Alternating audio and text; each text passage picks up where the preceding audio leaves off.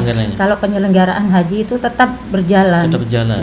Kuota kita belum diberikan. Oh, jadi memang belum ada kuota diberikan. Belum gitu. sampai detik ini belum. Jamaah haji tentunya yang akan berangkat, porsi berangkat ini tentunya sudah melakukan pelunasan. Namun memang itulah yang terbaik menurut pemerintah. Mengambil dana hajinya. Sangat boleh dan itu boleh saja diambil, silahkan diambil, tapi dengan ketentuan bahwa ketika mengambil dana porsinya maka dia akan menyetor ulang lagi, maka gitu. waiting list akan tergeser. lebih tinggi. Gitu ya. Jadi 34 tahun loh kalau sekarang ini, waiting list berapa tahun, Bu? Untuk NTB 34.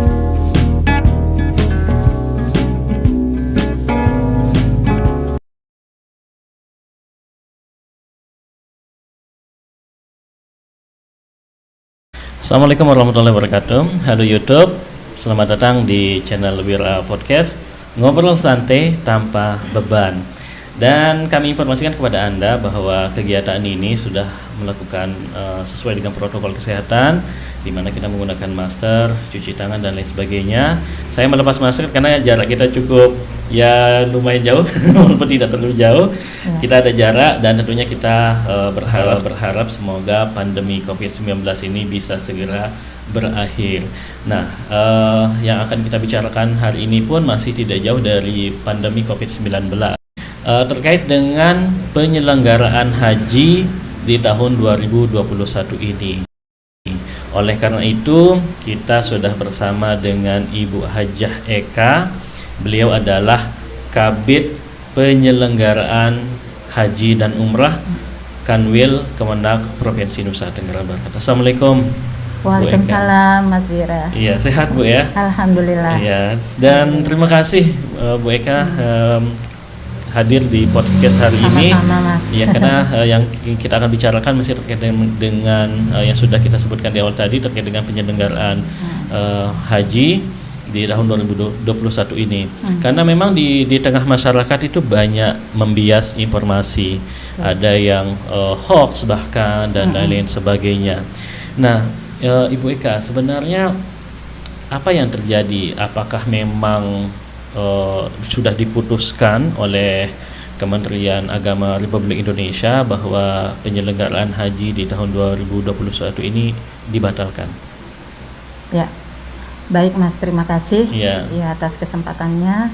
Assalamualaikum warahmatullahi wabarakatuh. Waalaikumsalam. Alhamdulillah, puji syukur senantiasa kita panjatkan kehadirat Allah Subhanahu wa Ta'ala yang telah melimpahkan rahmat kesehatan keafiatan pada kita sekalian, sehingga pada sore hari ini yang cerah ini kita diberi kesempatan untuk bertatap muka langsung melalui program acara podcast Mas Wira ya. Alhamdulillah, salawat dan salam selalu tercurahkan kepada junjungan alam kita Nabi besar Muhammad Sallallahu Alaihi Wasallam.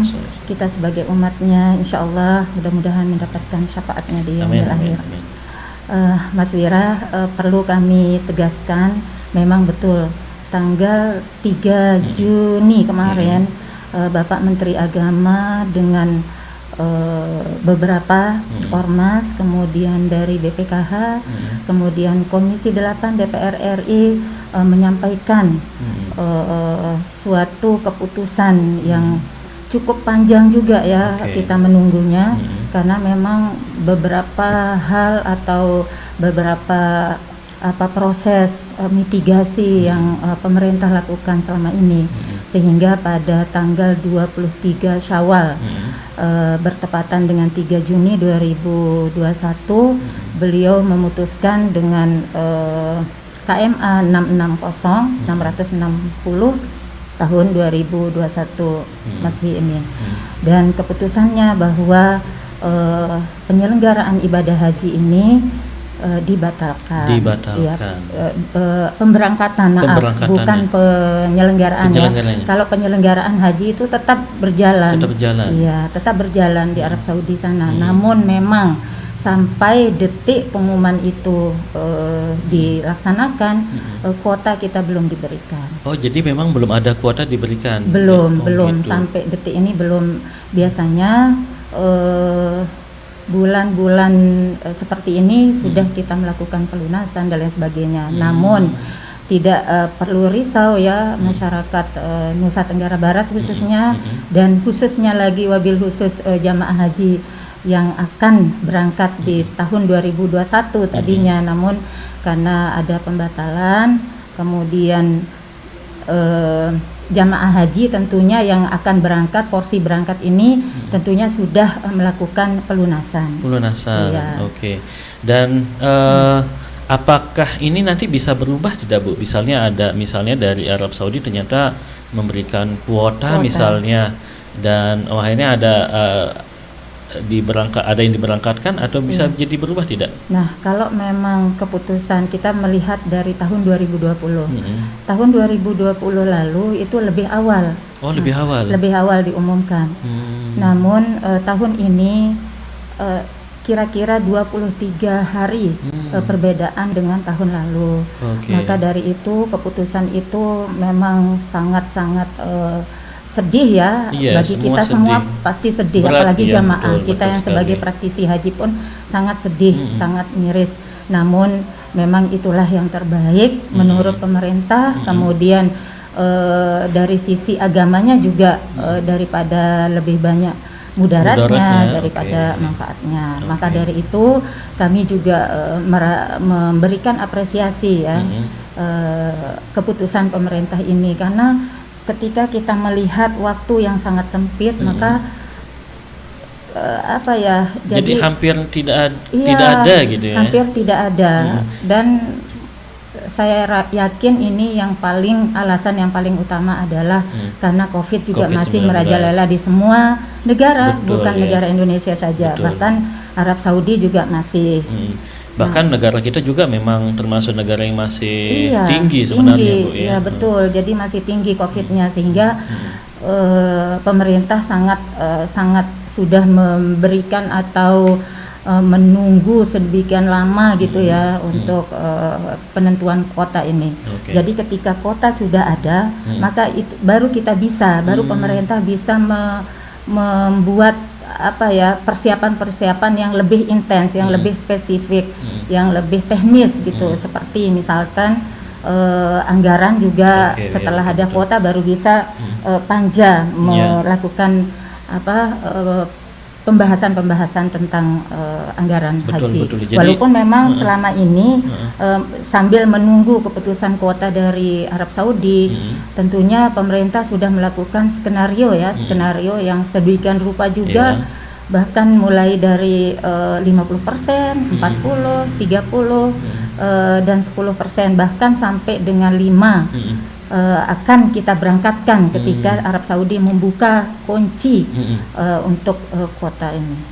Jadi memang dari istilahnya ini masih ngambang jadi belum jelas. Betul. Jadi lebih baik kita ambil keputusan. Jadi untuk ini kita daripada tidak jelas, yaudah kita jangan berangkat dulu seperti itu, karena dari sana juga memang belum ada kejelasan. Gitu. Dan seluruh dunia yakin. Seluruh dunia juga. Seluruh dunia tidak belum diberikan kuota. Itu tidak hanya berlaku di Indonesia. Tidak. Jadi semua memang ada yang mengatakan bahwa Indonesia kok cepat sekali memutuskan bahwa membatalkan jamaah haji, pemberangkatan jamaah haji tahun ini. Saya yakin tidak terburu-buru ya, ini cukup panjang pemerintah prosesnya cukup panjang. Jadi kita menunggu tanpa kepastian juga, saya rasa lebih banyak membingungkan daripada masyarakat kita, khususnya jamaah haji kita. Jadi sebelumnya juga sudah dilakukan komunikasi pendekatan dengan pihak Arab Saudi sana. Apakah nih ada tidak nih kuota untuk di Indonesia? Sudah sangat sudah.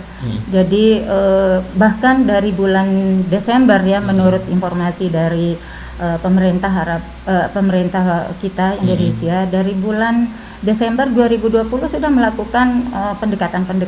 Dari bulan Desember 2020. Jadi sudah panjang sebenarnya. Iya, sudah panjang sekali. Jadi semua lini ya. Jadi Kementerian Agama, kemudian dari DPR juga, dan untuk memutuskan ini Pak Menteri berdialog terus.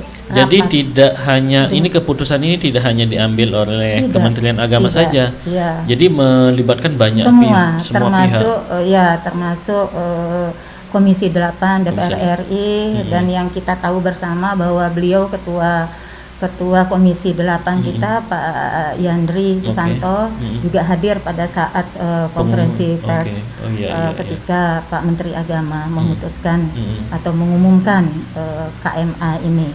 Kemudian dengan BPKH juga dan tentunya dari Ormas ya dan Sekretaris PBNU. Oke. Dan memang hampir bisa dikatakan dipastikan bahwa penyelenggaraan pemberangkatan haji untuk di Indonesia di tahun 2021 ini memang ditunda.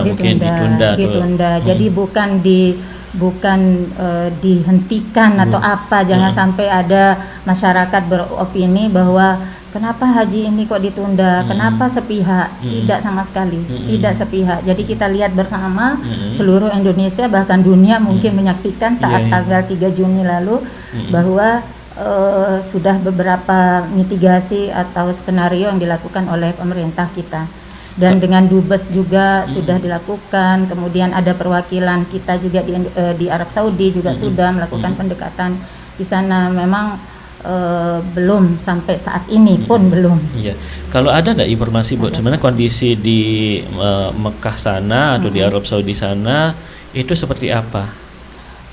Informasi terkini dari sumber yang terpercaya dalam hal ini Kementerian Agama melalui Bapak Dirjen Penyelenggaraan Haji dan Umroh, beliau menyampaikan bahwa memang sampai detik ini belum ada kuota dan ada informasi juga bahwa ada 60.000 jamaah yang akan diperbolehkan untuk masuk Indonesia untuk seluruh dunia loh.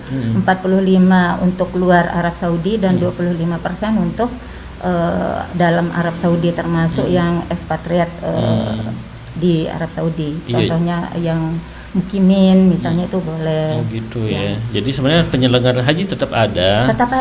Tapi rukun Islam kan jadi wajib dilaksanakan. Jadi kalau ada misalnya di media sosial yang beredar mungkin dipastikan hoax ya. Berita bohong. Jadi kalau hajinya nggak ada gitu, jadi nggak benar Bu ya. Nggak benar, sama sekali tidak benar. Jadi tetap dilaksanakan, namun tetap dengan prokes ya, protokol kesehatan yang sangat ketat. Ketika kita melihat tahun lalu, tahun 2020 lalu itu sangat ketat sekali, bahkan waktu itu 1.000 jamaah yang diperbolehkan. Nah sekarang ini informasi, tapi itu pun informasi yang belum langsung dari kerajaan Arab Saudi. Oh ya gitu ya. Jadi sebenarnya mungkin saja Bu ya dari pemerintah Arab Saudi sana sedang melihat kondisi juga di sana gitu ya. Jangan sampai ketika mereka semua orang datang ke sana yang terjadi akhirnya menimbulkan mudarat tadi gitu Bu ya. Betul sekali. Jadi itu yang dikhawatirkan sama pemerintah kita. Jadi masyarakat juga harus seperti Ibu bilang tadi, ini juga pemerintah juga mengambil keputusan ini dengan berat hati juga mungkin sangat luar berat biasa. hati. Jadi prosesnya sangat panjang, bahkan dari tahun lalu sudah dilakukan komunikasi dengan pemerintah sana, tapi sampai saat ini belum ada kejelasan ya. Jadi itu kita juga harus memahami juga kondisi ini, dan memang kita juga tidak harus percaya dengan apa yang kita telan bulat-bulat apa yang ada di media sosial. Percayalah sama pemerintah kita yang memberikan informasi. Jadi banyak hal lah yang harus diperbuat oleh para calon jamaah haji kita. Iya, ada pertanyaan begini Bu, pertanyaan masyarakat. Beberapa waktu lalu umroh juga sebagian ada yang diperbolehkan. Betul. Nah, kenapa kok haji enggak? Begitu kenapa Bu? Iya, jadi benar. Dulu yang pertama kali saya masuk di bidang PHU ya, sekitar bulan November itu juga ada pemberangkatan. Namun itu sangat terbatas.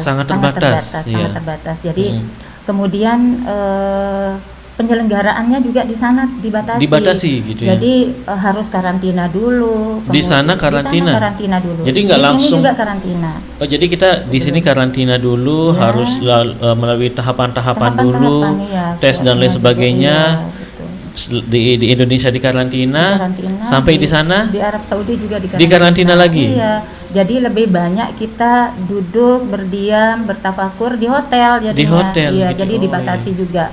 Kemudian sekitar bulan Februari, sekitar bulan Februari lalu juga ada, Ya. namun itu pun masih terbatas. Terbatas gitu ya. Jadi memang kita tidak pungkiri bahwa itu terbatas. Kalau haji ini kan seluruh Indonesia, akan ya. diberangkatkan. Kita tidak bisa bayangkan ketika seluruhnya akan diberangkatkan, kemudian memang misalkan Arab Saudi memberikan kuota kepada seluruh negara, kita tidak bisa bayangkan. Iya betul. Bagaimana banyaknya kerumunan, padatnya. Nah itu yang menjadi pertimbangan juga. Betul. Bahkan ketika misalnya ini yang sering terjadi Bu ya, misalnya baru pulang masyarakat yang pernah pergi umroh ataupun haji, pulang dari sana biasanya mungkin karena cuaca. Biasanya batuk-batuk, pilek biasanya, apalagi ini kita berada di pandemi gini Bu ya. Betul. Tidak mungkin di sana, tapi mungkin di perjalanan, bahkan di ini.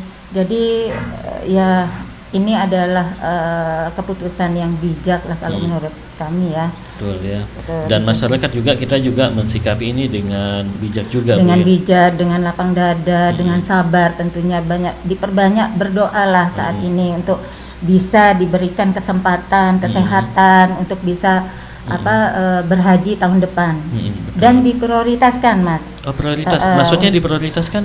Jadi yang pembatalan tahun ini kan tahun 2020 dibatalkan, otomatis akan berangkat tahun 2021. Nah 2021 ini 1442 Hijriah ini dibatalkan juga, maka diprioritaskan akan berangkat 2022 1443 Hijriah. Itu jumlah jamaah haji yang jadi yang jika kuota ada dan kita berharap jauh lebih baik dari jauh lebih baik dan betul. Mudah-mudahan kita berdoa bahwa pandemi ini akan segera berlalu lah, jangan menunggu tahun 2002 dulu. Iya betul. Iya, dan ini Bu, ketika ada yang mulai informasinya ada jamaah yang batal diberangkatkan, mungkin termakan isu hoax, berita palsu dengan wah nanti duitnya hilang apa dan lain sebagainya.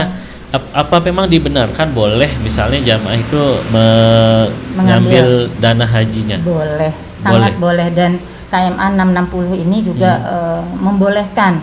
Ada sudah ditentukan dalam KMA 660. Jadi untuk BPIH ya, biaya perjalanan ibadah haji itu BPIH namanya, kita singkat, itu boleh diambil sementara. Boleh diambil sementara. Nah, nanti pada saat tahun 2022 boleh melunasi lagi. Ya, seperti itu. Namun biaya BPIH, biaya penyelenggaraan ibadah haji yang 25 biaya porsi itu yang tidak boleh diambil. Itu boleh saja diambil, silahkan diambil, tapi dengan ketentuan bahwa ketika mengambil dana porsinya maka dia akan menyetor ulang lagi, maka waiting list akan tergeser. lebih tinggi. Gitu ya. Jadi 34 tahun loh kalau sekarang ini, waiting list berapa tahun Bu? Untuk NTB 34, tapi 34. Tapi karena ini dibatalkan lagi, maka ya lebih panjang lagi. Maksudnya yang harus berangkat tahun ini ditunda lagi kan. Jadi lebih baik misalnya kalau ada jamaah yang memang mau berangkat tahun ini, dananya biarin aja dulu. Biarkan saja. Gitu kalau menurut kami ya, himbauan dari kami selaku praktisi haji di kantor wilayah, mewakili Bapak Kakanwil tentunya ya. Mewakili Bapak Kakanwil menyampaikan dengan bijak bahwa tolong jamaah ini bersabar untuk jangan mengambil pembatalan gitu. Kalau yang BPIH-nya itu yang dana porsinya itu pembatalan berarti kan. Namun tidak bisa kami pungkiri juga, kami tidak bisa memaksakan untuk mempertahankan dananya apabila ada hal-hal memang alasan yang sangat-sangat signifikan, misalnya kebutuhan lain sakit, atau ya. mungkin karena himpitan ekonomi, mohon maaf. Kemudian hal-hal lain lah itu ya, silahkan saja. Kalau prosedurnya seperti apa dia? Prosedurnya jadi kalau untuk BP pelunasan itu, jadi ada surat pernyataan mengajukan permohonan untuk pengambilan pelunasan, kemudian KTP ya, kemudian buku rekening terutama ya, mengajukan ke Kemenak Kabupaten Kota, bukan ke Kanwil. Oh, bukan ke Kanwil. Bukan, jadi Kemenak Kabupaten Kota, kemudian diproses di sana, kemudian nanti dikirim ke BPKH. Ya, jadi yang mengelola dana haji ini bukan Kementerian Agama lagi, tapi BPKH, ada badan, ya, Badan Pengelola Keuangan Haji. Ya, tentunya bekerja sama dengan Kementerian Agama. Jadi posisi Kementerian Agama itu adalah selaku komando ya untuk penyelenggaraannya, administrasinya.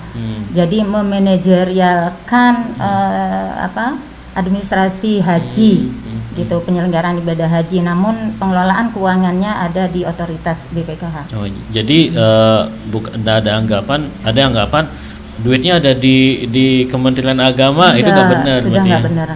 Okay. Kalau dulu ya, tapi sekarang sudah dikelola oleh BPKH.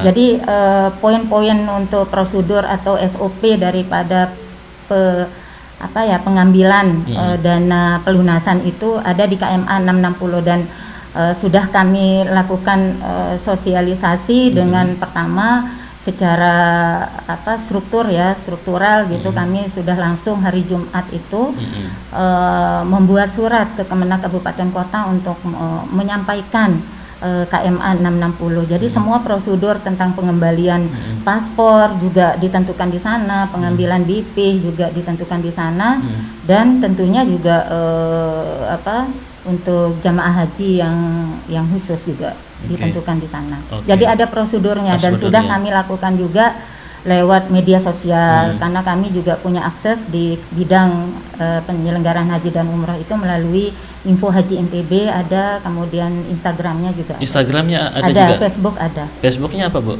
Facebook Info Haji NTB. Info Haji, Instagramnya sama ya? Sama. Nanti kita akan tampilkan Instagramnya, jadi untuk bisa langsung bertanya juga bisa di sana ya. Jadi di sana juga bisa melihat kapan mau berangkat, melihat porsi haji. Silakan seluruh masyarakat mengakses Info Haji itu untuk bertanya tentang kapan sih saya berangkat gitu. Jadi tinggal dia ketik nomor porsinya, nanti langsung kami bisa menjawab kapan mereka bisa berangkat. Ini ada kemudahan-kemudahan juga yang sangat jadi sangat transparan juga ya, sangat transparan. Bisa dilihat. Kemudian BPKH juga transparan sekali. Silakan nanti mengakses BPKH Go ID terkait dengan bagaimana pengelolaannya, berapa dananya. Kalau tidak salah kemarin kami mengikuti kegiatan sosialisasi, diseminasi tentang pengawasan pengelola keuangan haji, dalam hal ini BPKH,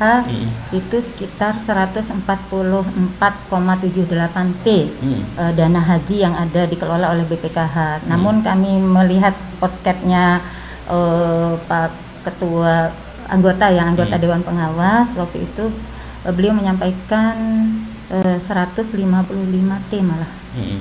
Berarti secara mudahnya misalnya ada jamaah yang ingin mengambil dana hajinya itu menghubungi Kementerian Kabupaten Kota ya. Nomor telepon terutama juga harus jadi prosesnya nanti mengajukan ke Kemenak Kabupaten Kota, kemudian Kabupaten Kota memproses. Cepat sekali kok. Berapa hari, Bu? Mungkin paling lama 4 sampai 1 minggu lah, 4 sampai 7 hari lah. Untuk prosesnya. Untuk prosesnya. Jadi Kemenak mengajukan langsung ke BPKH, kemudian KTP tentunya ya, syaratnya dengan nomor rekening. Jadi nanti pihak BPKH mentransfer dana itu ke rekening yang digunakan untuk haji ini, jamaah haji. Berarti KTP, nomor rekening, surat pernyataan permohonan. Nah, jadi dibuat juga oleh jamaah itu sendiri. Dan dana yang dikembalikan 100%, Bu ya? Sesuai dengan jumlah pelunasannya.